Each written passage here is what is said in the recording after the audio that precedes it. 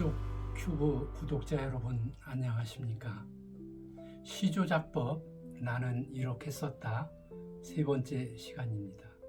아무리 좋은 문자 기법이라 하더라도 오래 사용하게 되면 그것조차도 낡아지고 상투화되게 마련입니다. 따라서 시인은 새로움을 찾아 부단히 노력하고 저 역시도 많이 노력하고 있습니다.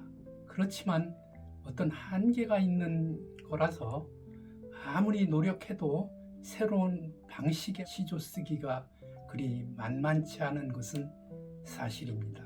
그럴 때마다 시인은 많이 고민하고 골몰하게 됩니다. 때때로 지하철을 타고 가다가도 그 생각에 몰입하다 보면 내려야 할 역사를 몇 번 지나치고 그런 경우가 많이 발생하게 되는 것입니다. 시조 쓰기가 그렇게 만만한 상황은 아니기 때문에 시인들은 많은 노력을 하고 있습니다. 그 노력이 새로움을 찾아가는 것입니다. 한 곳에 머물러서 자기가 쓰는 어떤 방법에만 골몰해서 그 방법으로만 평생을 쓰는 시인도 때때로 볼 수 있습니다. 그러나 저는 노마드 정신, 다시 말하면 유목민의 정신을 가져야 된다고 저는 생각하고 있습니다. 한 곳에서 오래 살지 않고 거주지를 옮기면서 사는 것이 유목민의 생리입니다. 따라서 시인도 정창민처럼 한 방법으로만 시조를 쓰지 말고 계속 새로움을 찾아가는 방법으로 새롭게 써야 된다고 생각합니다. 그 방법 중에 하나가 오늘 강의할 그 대페이지망 기법이라는 것입니다.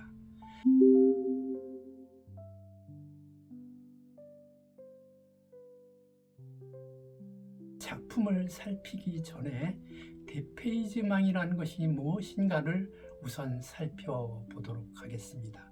대페이지망이란 원래는 나라나 정든 고장을 떠나는 것, 그런 의미입니다. 그럼에도 불구하고 초현실주의자들은 그대로의 의미가 아니라 있어서는 안 될 곳에 어떤 물체가 있는 모습, 이것을 대페이지망으로 정의하고 있습니다. 그러면 대페이지망 기법은 언제 발생되었을까요? 대페이지망 기법은 주로 초현실주의 미술가들에 의해서 많이 구사가 되었는데요. 그 중에서도 벨기에의 르네 마그리트라는 화가가 이 기법을 많이 사용했습니다. 그의 그림 중에서 보이지 않는 세계라는 그림과 못 박힌 시간이라는 작품이 있는데요. 대페이지망 기법으로 그려진 그림입니다. 보이지 않는 세계는 거실 혹은 방에 커다란 바위가 들어와 있는 그림인데요. 바위는 산에나 어디 있어야지 방에 들어와 있어서는 안 되는 것입니다. 이런 그림은 대페이지망인 것입니다. 그리고 벽난로에 기차 하나가 쭉 들어오는 모습의 그림, 못 박힌 시간에이라는 제목의 그림인데요. 이 역시도 대페이지망 기법이죠. 어떻게 벽난로에는 기차가 들어와 있을까요? 얼마나 기법이 충격적이고 놀랍습니까? 이런 것들이 대페이지망 기법인데요. 그렇다면 대페이지망 기법은 언제 발생이 되었을까요? 이런 것도 한 번쯤은 살펴보면서 따져봐야 될 것 같습니다. 시조를 쓰는 데 있어서도 그 원리에 적당한, 합당한 그런 작품이 써져야 되기 때문입니다. 1914년에 발발해서 1918년 독일의 항복으로 종전이 되는 제1차 세계대전으로 인해서 유럽은 황폐하게 되었습니다. 유럽 전쟁이라고도 부르는 이유입니다. 유럽은 황폐화가 되었고 그동안 잘 살던 사람들이 기존의 가치를 부정하고 기존의 전통이나 이성이나 합리성을 반감을 가지게 되었습니다. 많은 사람들이 그런 반감을 갖게 되자 새로운 어떤 돌파구를 찾아가는데 예술가들이 앞장을 섰습니다. 브로퉁이라는 사람이 그 1924년에 초현실주의 선언을 하게 되는데요. 이 이후로 문학이나 미술이나 음악에서 이 초현실주의에 대한 관심이 급격히 높아지게 됐습니다. 물론 초현실주의가 유행한 것은 1930년대 이후로 여러분들도 잘 알다시피 프로이트의 무의식에 따른 어떤 자동기술법에 대한 어떤 시쓰기 방법이라든가 아니면 의식을 배제하고 무의식을 중요하는 세계가 도래했던 것입니다. 따라서 미술에서도 이런 데페이지망 기법이 유행하게 된 것도 초현실주의의 영향을 받아 성립이 된 것입니다. 초현실주의 기법을 가장 잘 설명하고 있는 문장이 있는데요. 재봉틀과 양산이 해부대에서 만나듯이 아름다운 이라는 문장입니다. 우리가 흔히 보는 양산과 재봉틀 이런 것도 낯선 공간에서 만나면 우리에게 충격을 주고 새로움을 느끼게 하는 것입니다. 따라서 데페이지망 기법은 새로움을 추구하는 방법, 흔히 말하는 낯설게 하기에 가장 대표적인 방법이라고 저는 생각합니다. 그래서 시조를 쓸 때마다 조금은 다르게 쓰고 싶은 욕구가 분출돼서 저는 이 데페이지망 기법을 종종 문장에 사용하기도 해왔습니다.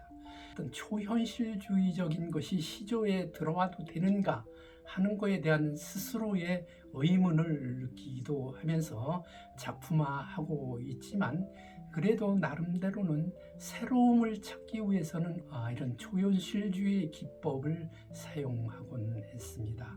그러면 실제로 그 데페이지망 기법이 어떻게 작품에서 나타나는지를 저희 작품을 통해서 알아보도록 하겠습니다.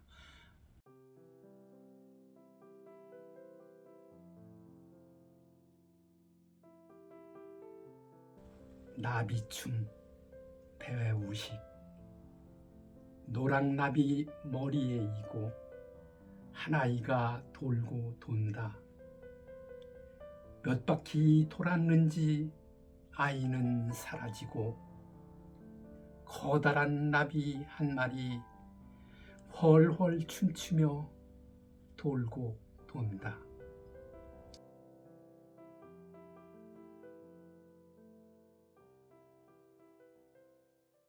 제가 단시조를 예로 든 것은 작품을 기법을 잘 이해하기 위함입니다. 보통 아이들은 머리에 빨간 모자 아니면 노란 모자 같은 것을 많이 쓰거나 아니면 손을 올려놓거나 장난감 등을 올려놓는 것이 일상사인데요. 저는 그런 모자 대신 노랑나비를 그 아이 머리 위에 얹어 위치시켜 놨습니다. 하나의 데페이지망 기법을 이용한 것이고 또 나중에 아이는 사라지고 커다란 나비 하나가 훨훨 남아 있는 것인데요. 이것도 아이 대신 커다란 나비 하나로 위치시켜서 뭔가 충격을 주거나 새로움을 추구하려고 작품화했습니다. 데페이지망 기법은 기존의 관념에서 벗어나서 새로운 시각으로 새로운 어떤 것들을 창출해내는 것입니다. 다시 말하면 새로운 발상을 하여 새로움의 극치를 느끼게 되는 거지요. 이것이 바로 데페이지망 기법이 노리는 어떤 하나의 효과입니다. 다음 작품을 또 하나 살펴보도록 하겠습니다.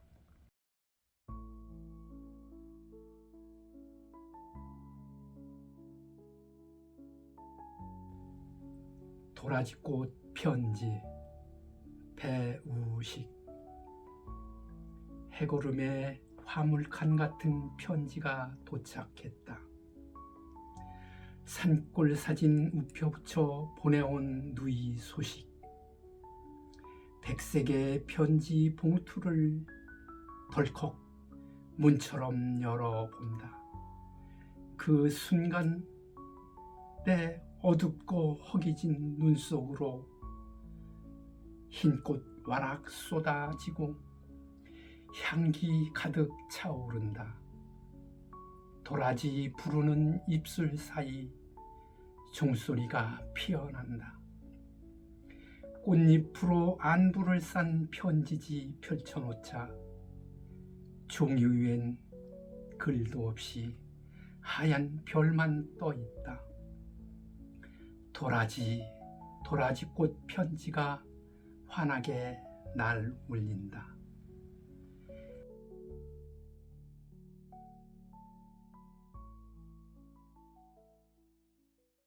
여기서 화물칸 같은 편지랄까 봉투를 문처럼 열어본다 하는 것들 등등 이 시조 속에는 대페이지망이 많이 들어 있습니다.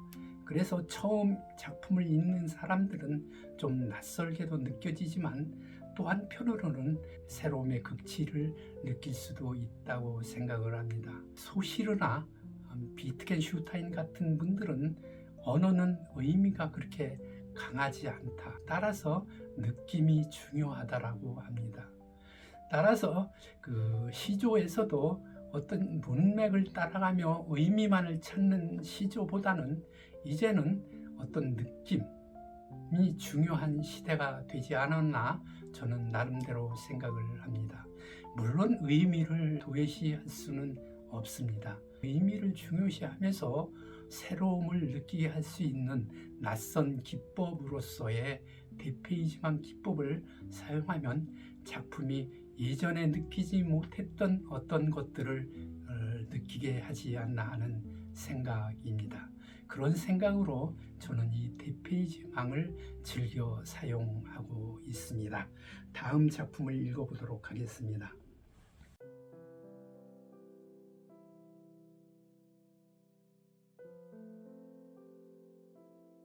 청년이 펄럭인다. 배우식. 한 청년이 옷소매에 넣어준 새 한 마리. 푸른 빛이 커다란 날개 어깨에서 돋아난다. 아직도 흰살의 날개 속엔 그 청년이 펄럭인다.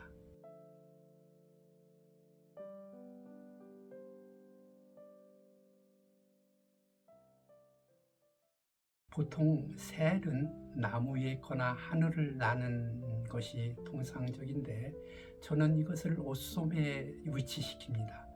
이것 자체가 굉장히 낯설게 만드는 기법입니다.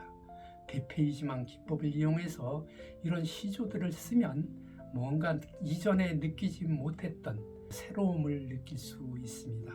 제가 한 말씀 드리고 싶은 것은 비유법을 많이 사용해야 된다고 생각을 합니다.